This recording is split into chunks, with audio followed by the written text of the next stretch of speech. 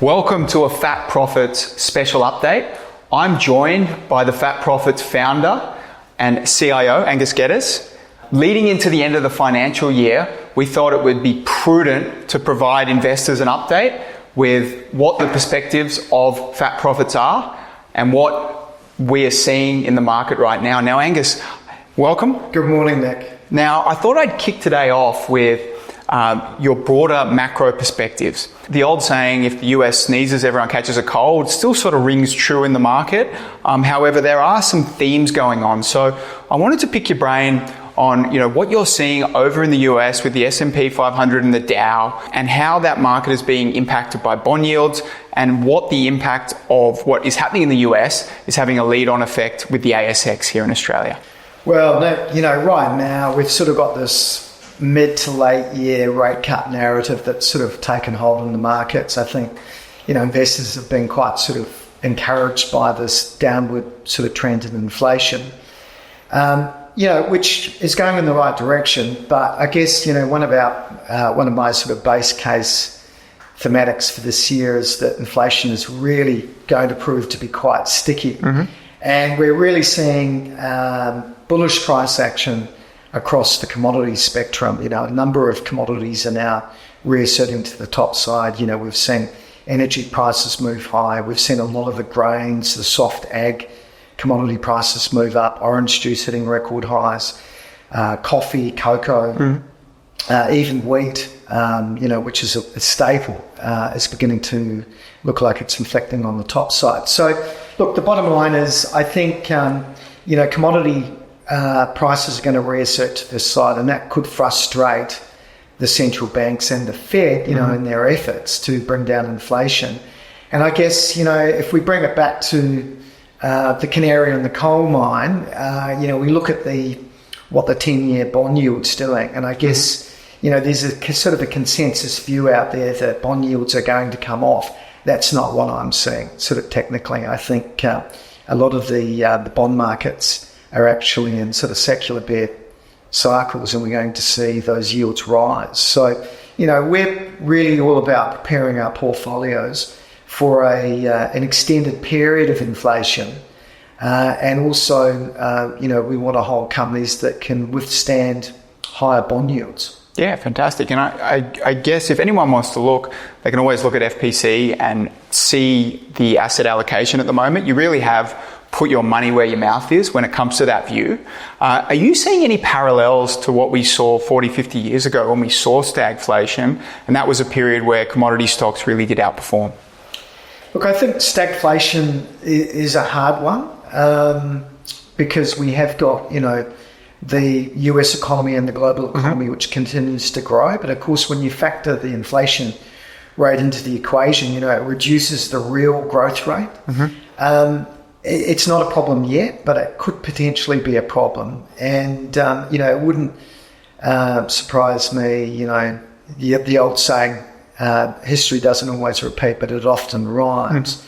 If we did get a 1970s style of commodity-induced inflation coming through the system over the next few years, that wouldn't surprise at all. Okay, and let's talk some of these individual commodities. Copper is one that you've called really, really well. We've seen quite a substantial breakout to the top side in the last couple of weeks. What's driving that with copper? And do you see the supply and demand dynamics with copper continuing to put a rocket under the price over the near term? Look, we are bullish on copper. I think, the world is simply going to need a lot more of it, not just with the renewable energy transition, but we've also got AI and all the infrastructure around that and the data centers they've got to build. The green transition is going to require upgrading the grid, transmission lines, all of that's going to require a lot of copper.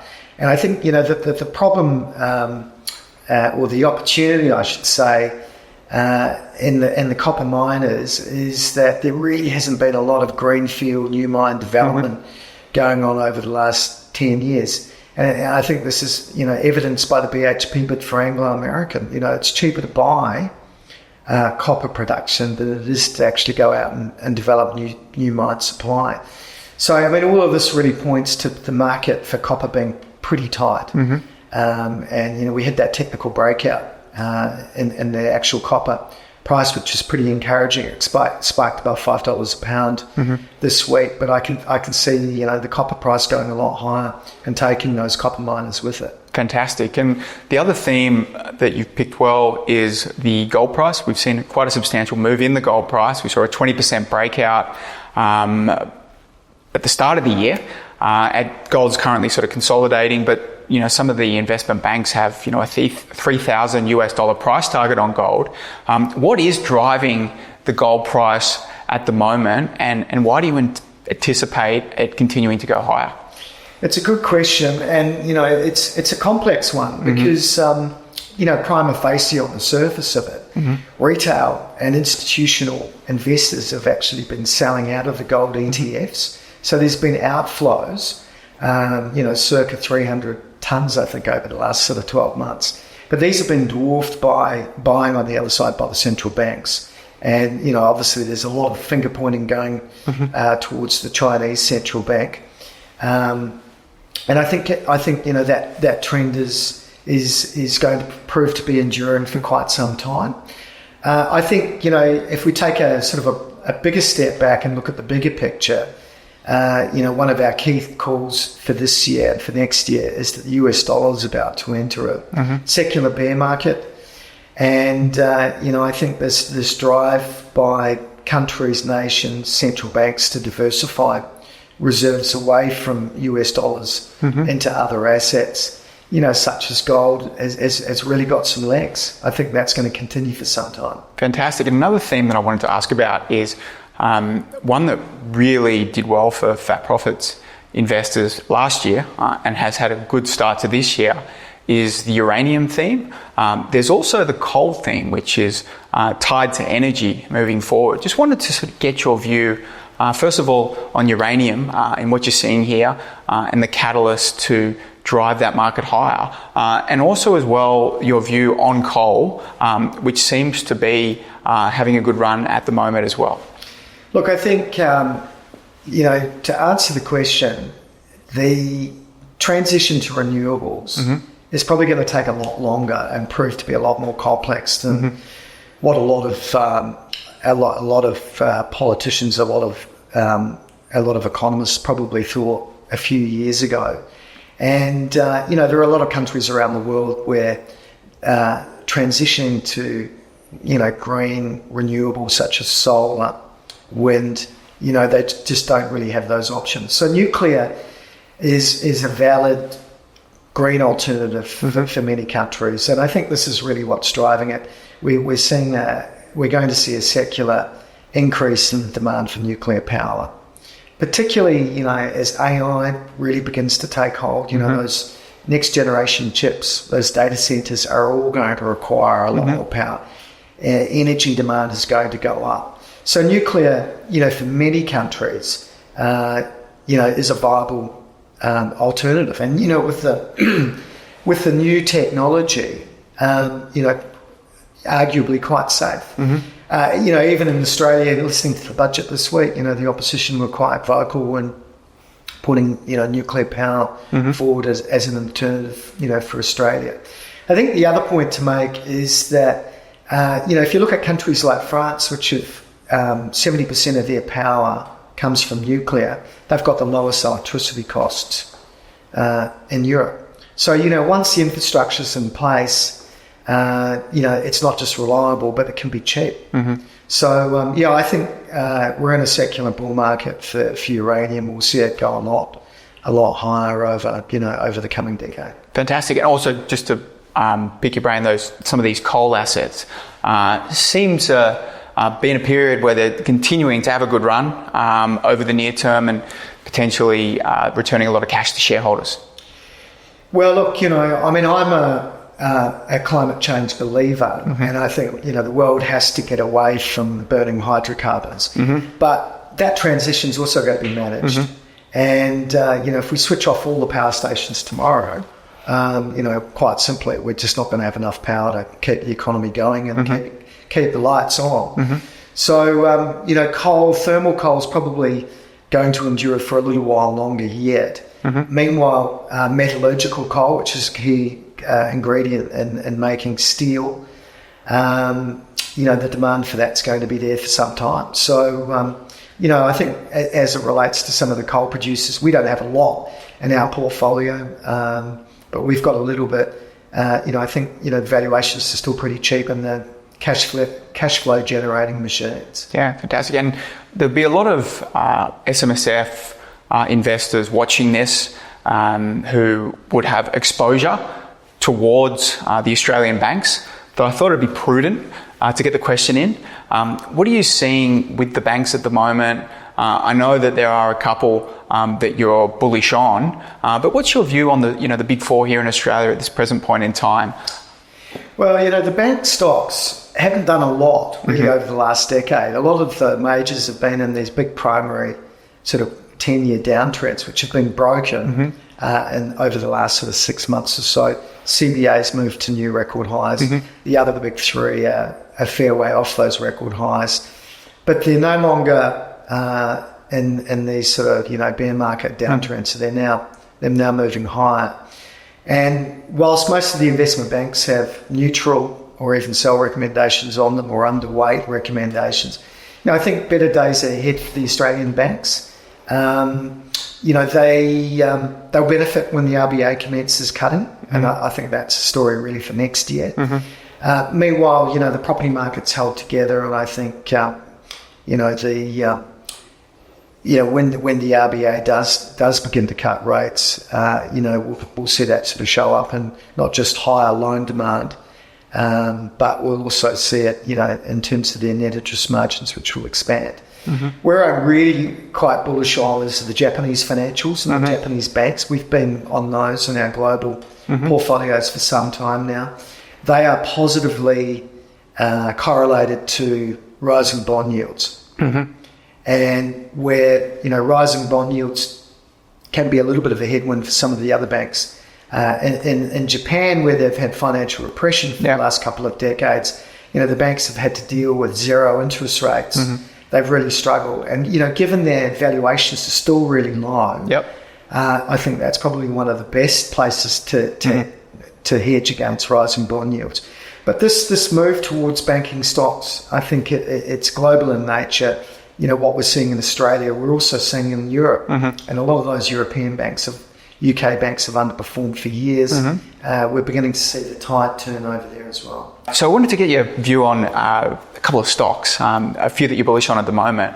One that I thought I'd float with you is you're bullish on copper and gold. I was wondering, is Evolution Mining one of these stocks that fits into both camps and is one that you like at this present point in time?